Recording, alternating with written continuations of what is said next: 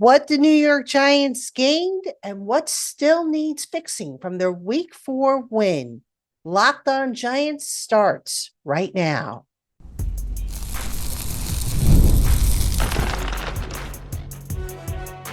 You are Locked On Giants, your daily New York Giants podcast. Part of the Locked On Podcast Network, your team every day. Hello, New York Giant fans, and welcome to another edition of the Locked On Giants podcast, part of the Locked On Podcast family, your team every day. I'm your host, Patricia Train, a credentialed member of the New York Giants media for Locked On, as well as for New York Giants on SI, which is where you can find all of my written work. And as always, we welcome on in our Blue Crew community members, our everydayers, our newcomers, and everybody in between. And we thank you for spending part of your day with us here on the Locked On Giants podcast. Or if you are listening to us, making us your first listen of the day, we thank you for that as well.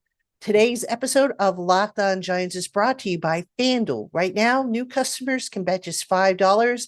And if your bet wins, you'll get $300 in bonus bets to use across the app.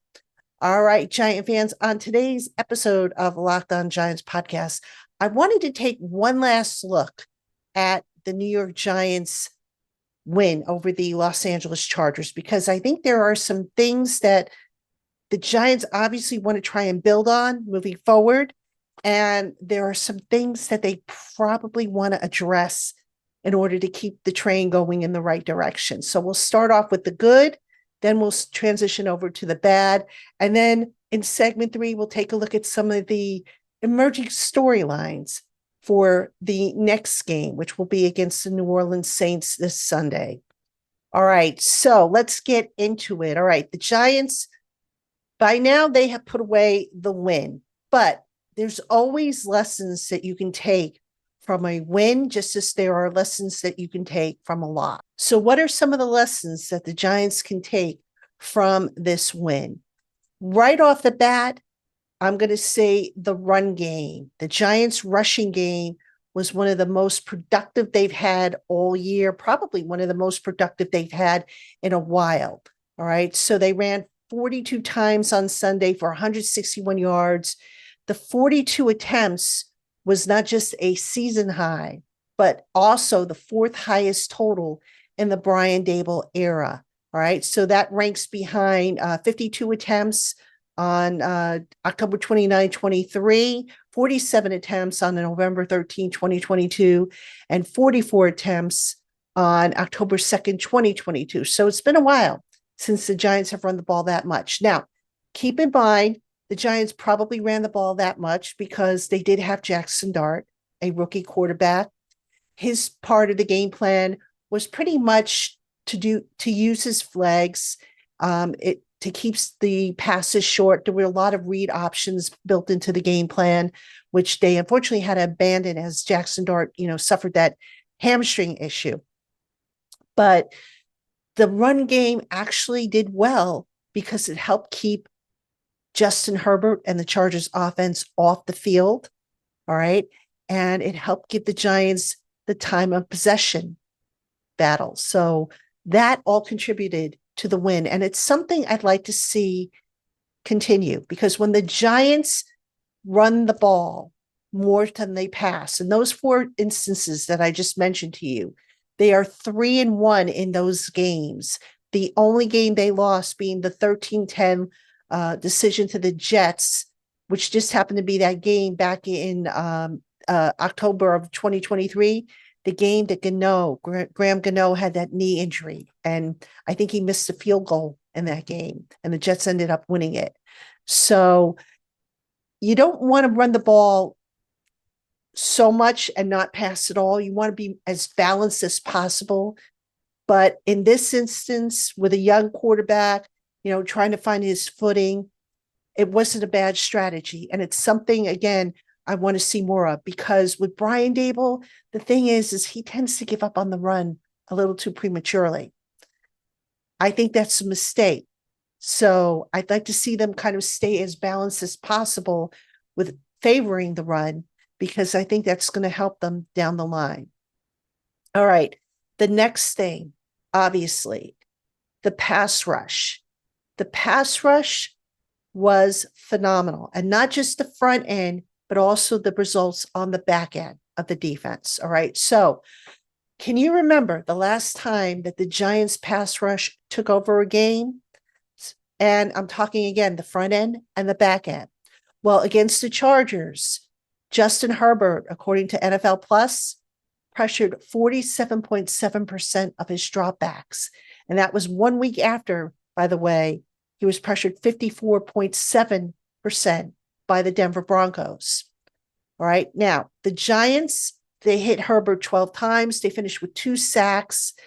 The biggest of those 2 sacks being Brian Burns' fourth quarter sack for minus 16 yards, which knocked the Chargers out of field goal territory as they were driving, trying to tie up the game. You also had the 2 interceptions by the Giants. You had Dexter Lawrence with one, and I think Drew Phillips had the other.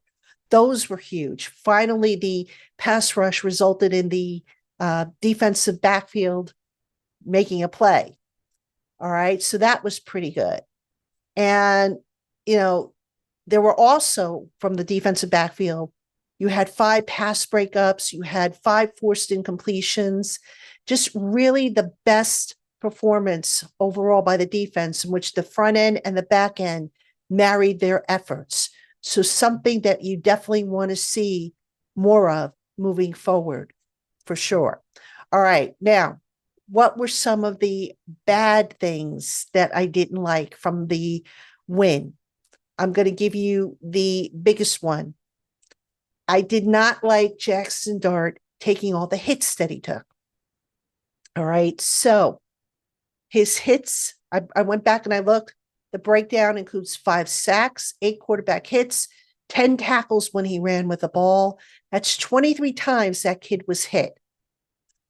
Now, when Dart dropped back to pass, he was 2 of 7 on his pass attempts when he was hit. All right. So obviously no quarterback likes to be hit, Jackson Dart included. Now there's a fine line between being tough and being smart. And obviously when Jackson Dart takes off as a runner, he's going to get hit unless he slides.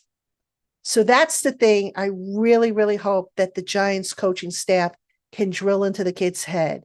It's okay to be tough, but you have to be smart. You have to balance it out.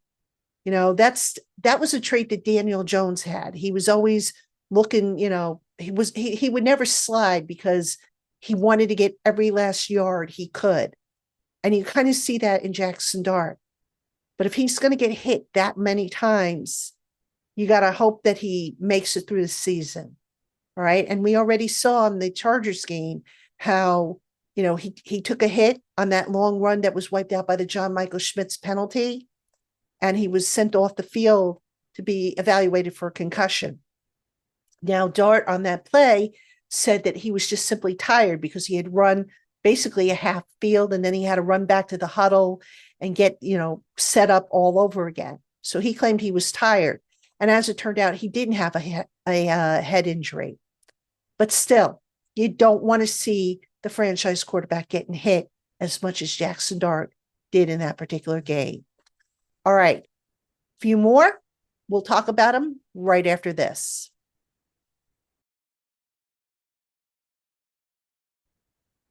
Hey, Giant fans, Mazda crafts cars for those who do more than simply move. Mazda delivers confidence with every ride with more IIHS Top Safety Pick Plus awards than anybody else as of August 2025. You can make everyday drives feel like anything but, from smooth handling to intuitive controls. With all-wheel drive standard in every crossover SUV, you can drive with confidence through almost any season. Like our players, we sweat every detail, because when you make every move count, impossible becomes irrelevant. Mazda, move and be moved. All right, Giant fans, welcome back to Locked On Giants. I'm your host, Patricia Traina. And coming up later this week, actually coming up tomorrow, crossover Thursday, Ross Jackson of Locked On Saints and myself, we will bring you all the latest on the game ahead of Sunday, down in the Caesars Superdome. I'm looking forward to this. Ross is always cool to do a show with. So if you haven't seen Locked On Saints, I suggest you check out an episode. He is really, really good at what he does. And how do you resist that smile of his? He's just got a super smile. So that's coming up on Thursday. And then I'm going to have, I think it's going to be Friday, I'm going to do the interview, but I'm going to be speaking with a doctor about Malik Neighbors' injury and kind of the whole ACL issue, the turf issue.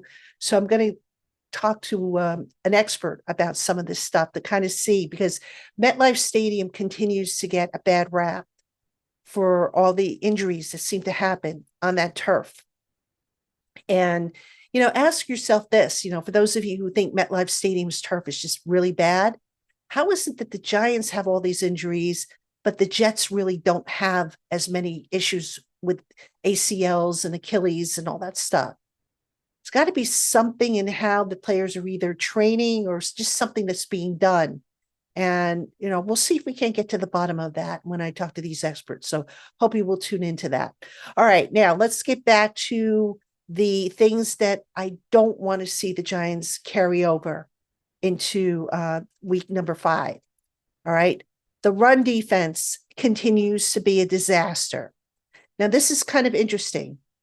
The Giants' run defense allowed 152 yards on 13 rushing attempts, which comes out to 11.7 yards per attempt. But where was the weakest spot on the run defense? Glad you asked. It wasn't up the gut. It was on the edges. The edges were soft. Right now, I went back and I did some research on this. Pro Football Focus, according to their breakdown, the Chargers went after the edges. They avoided Dexter Lawrence in that run, in that Giants run defense.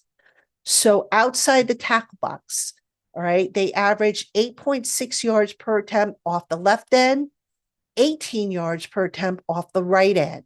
They also got that big 54-yard touchdown run by Omarion Hampton behind the right guard slot, just outside the right guard's outer shoulder. So that was a 54-yard per attempt average on that one run. But I just want to mention one other thing about that particular play. That 54-yard touchdown run, if you go back and you look at the tape, something happened with Bobby Okereke. It looked almost like he got caught inside, a little too far inside, and Hampton was able to get to the outside shoulder of the right guard spot, where Darius Muaso, who was on that other side of Bobby Okereke was on the right, Muaso was on the left. Well, Muaso got caught up in the wash, and there was this huge hole for Hampton to jump through, and he did, all the way down the field. And then, of course, you had Tyler Nubin chasing him. Cordell Flott tried to come over to get him. Javon Holland was chasing him. It was just all for naught. So again, most of the big runs, not only in that Chargers game, but some of the other games that we've seen so far this year from the Giants, they've come from the edges. And that's something the Giants got to figure out how to fortify, right? They have the guys who can protect the edges and lock them down. For whatever the reason, they're not doing it. The inside linebackers, whether it's bad angles they're taking or whatnot, they're not getting it done either. They're not filling the gaps because they're being caught out of position. So these are some of the issues that kind of pop up when you look at the run defense. And look, just as I said before in the first segment, the Giants, by running the ball, kept the Chargers off the field, the Chargers offense.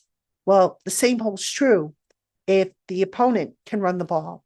They can keep the Giants offense off the field. So it's definitely something they're going to want to shore up moving forward. And quite honestly, I don't even know what the answer is, short of, just getting the players to execute better or swapping them out. But look, the roster at this point is the roster, and they need better play. You can talk about all the tackles that a linebacker makes that you want. Doesn't mean anything if the tackles are not being made within the first, 3 to 4 yards of the box or inside that box. So, that's why I say not all tackles are created equal. All right, one more thing that obviously we don't want to see moving forward, and I call this the devastating thing. We don't want to see any more injuries. All right, that Malik Neighbors injury, devastating. And I talked a little bit on yesterday's show about how they're going to potentially replace him. Now, for what it's worth, on Tuesday, according to the league transaction report, the Giants didn't have any workouts for a wide receiver. I'm going to talk a little bit more about that in the next segment, but the Neighbors injury is huge, huge, because I don't think there is one guy in particular who can possibly replace Malik Neighbors, right? Unless, like I said, you go back in time and you stop the injury from happening, or maybe you go back even further in time and you need a replacement. You bring in maybe a young Odell Beckham Jr. who had that skill set. So it's an unfortunate twist. Something we don't want to see moving forward is injuries, because they're just terrible to deal with. And it just really gets my goat, because it's like the Giants can't have nice things, you know? So hopefully that is out of the way and there's no more devastating injuries. And by the way, best wishes to Malik Neighbors, you know, guy's in good spirits from what I understand. I don't know. I think his surgery is going to be in a couple of weeks once that swelling goes down. So here's hoping that number one comes back bigger, better, stronger, and faster than ever before. All right, coming up next, we're going to spin ahead and we're going to look at some of the things with the New Orleans Saints. So please don't go anywhere. Hey, Giant fans, the NFL season is here and FanDuel is making sure that you're ready for kickoff with a can't-miss offer. Right now, new customers can bet just $5, and if your bet wins, you'll get $300 in bonus bets to use across the app. I love using FanDuel because it fits however you like to bet. Player props, building a same-game parlay, or even jumping in live as the action unfolds. Have a hunch on what Jackson Dart's numbers are going to look like this week? Go ahead and play them. Think Cam Scatterboo might crank up another couple of touchdowns or so? Play it. Have a feeling that Brian Burns is going to extend his sack streak? Play it. FanDuel makes it so easy. So go on, download the FanDuel app right now by visiting FanDuel.com to get started. That's FanDuel.com to place your first $5 bet. Hey, Giant fans, most people can't name all their financial accounts or even what they're worth, whether it's 401ks, properties, or investments. And when you don't have the full picture, you can end up leaving money on the table. That's why there's Monarch Money.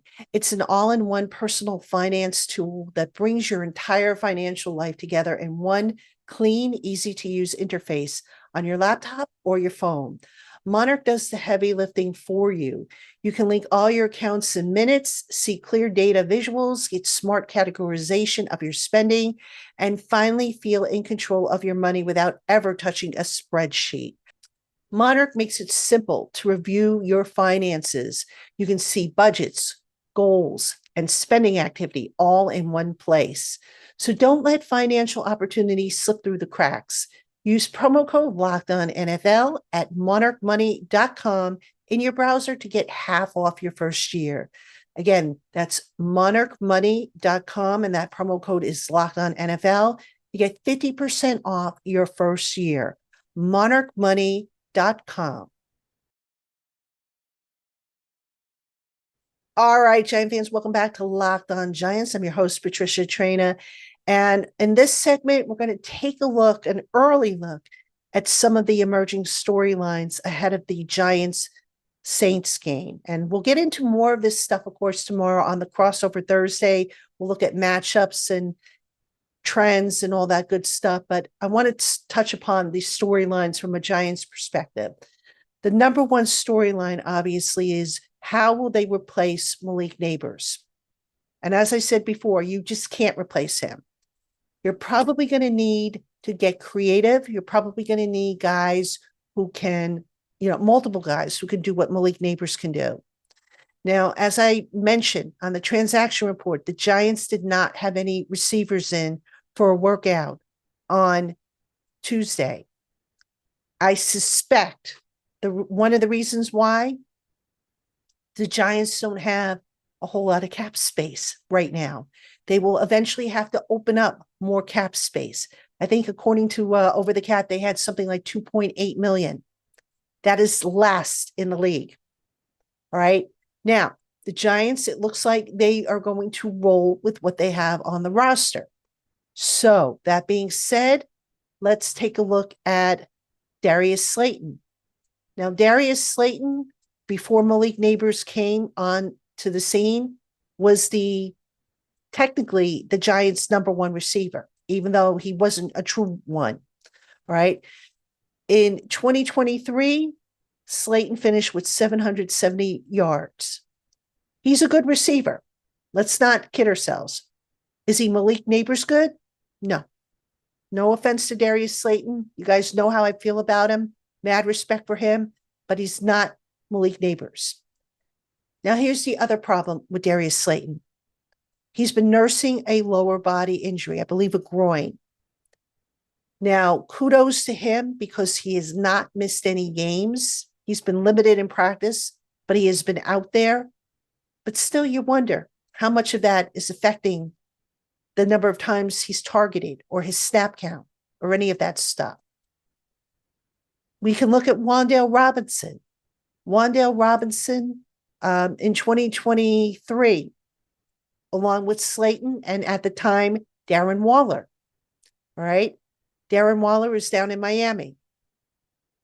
Robinson had his ACL injury back in 2023.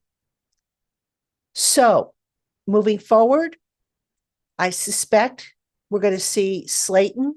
We'll see Robinson. I think Theo Johnson, the tight end, will get more opportunities, although I'd like to see him do a little bit better with what he gets. I would like to see Jalen Hyatt get some opportunities. You know, if he doesn't get opportunities this week, you know, now with Neighbors not there, then you know that kid has been buried by the coaching staff. All right. So I'm not really sure why that continues to be an issue with him, whether it's his route running, how he's practicing, whether he's retaining the information being taught to him. I don't know the answer, but it's a head scratcher. Now, what about Bo Collins? That's an option as well. So basically, folks, it's probably going to take an army to rebuild the village that was Malik Neighbors. It's a very difficult situation, but they've got to move on, unfortunately. You know, without Malik, they've got to hope for the best, hope that these guys step up, and it's a golden opportunity for them. But we'll see how that passing game changes. I'm going to look at the numbers and also the film after the game, see how they alter it. Do they take fewer deep shots? Do they, you know, keep it a shorter passing game? I don't know what the plan is, but the loss of Neighbors is huge. All right, another storyline to keep an eye on, Jackson Dart's encore. Jackson Dart has been the toast of the NFL, toast of the town for that matter, since his big NFL debut as a starter. But here's what nobody's really talking about. And I don't mean to take away from what Jackson Dart did, but the Giants, as I said at the beginning of the show, deployed more of a run-heavy offense in that win against the Chargers. So Dart only had to drop back 25 times, which is significantly below the Giants' average of 37.3 times passing this season. Now, will they increase that moving forward? Possibly. But here's the other thing. When Dart did pass the ball, it was a lot of short stuff. He averaged 5.6 yards per pass attempt, which was 32nd amongst 38 quarterbacks who have at least 20 attempts, according to Pro Football Focus. So, do the Giants continue with a similar plan, or do they open it up and go vertical? The loss of Neighbors might prompt them to stay with a similar plan, but you're going to have to mix it up at some point, because if you keep running the same plan, the opponent is going to eventually catch up to you and find a way to stop you. Now, from the Saints' perspective, you know, the Saints have struggled. to start the year. They are 0-4. They are tied for fifth league-wide with 11 sacks on defense.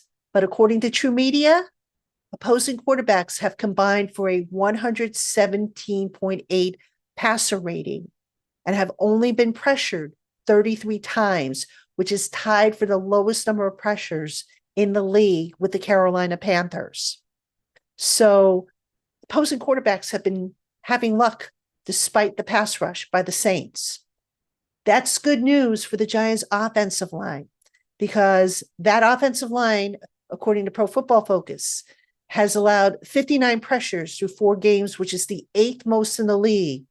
But last week, again, probably because of the return of Andrew Thomas, which was huge, Andrew Thomas making it through a whole game, and also because of the quick, short passing game that the Giants deployed, they just allowed 6 pressures in 29 dropbacks, which was a season low. So it's important the Giants continue to protect Jackson Dart moving forward. And whether that's, just straight up protection, whether that's how they scheme it, whatever the case may be, they've got to keep that kid standing upright. So it's going to be a fun game, I think, on Sunday. The Giants haven't had much luck down in New Orleans. It's been a house of horrors for them. And then, of course, after that, on a short work week, they have the Eagles coming to town, Thursday Night Football. As always, we will keep you up to date on everything, all things Giants, here on the Locked On Giants podcast. Now, before we say goodbye, as always, thank you so much for tuning in to the Locked On Giants podcast. And if you made us your first listen of the day, we appreciate that. The NFL season is here, and for your next listen, get a double dose of the Locked On NFL podcast. Tyler, the Madman Rowland, gives you a shot of espresso to start your football day, while Tony Wiggins takes you into the barbershop for the smoothest breakdowns to end the day. Find Locked On NFL on YouTube or wherever you listen to your podcasts. All right, Giant fans, I'll see you tomorrow with Ross Jackson of Locked On Saints for Crossover Thursday. Until then, have a great night.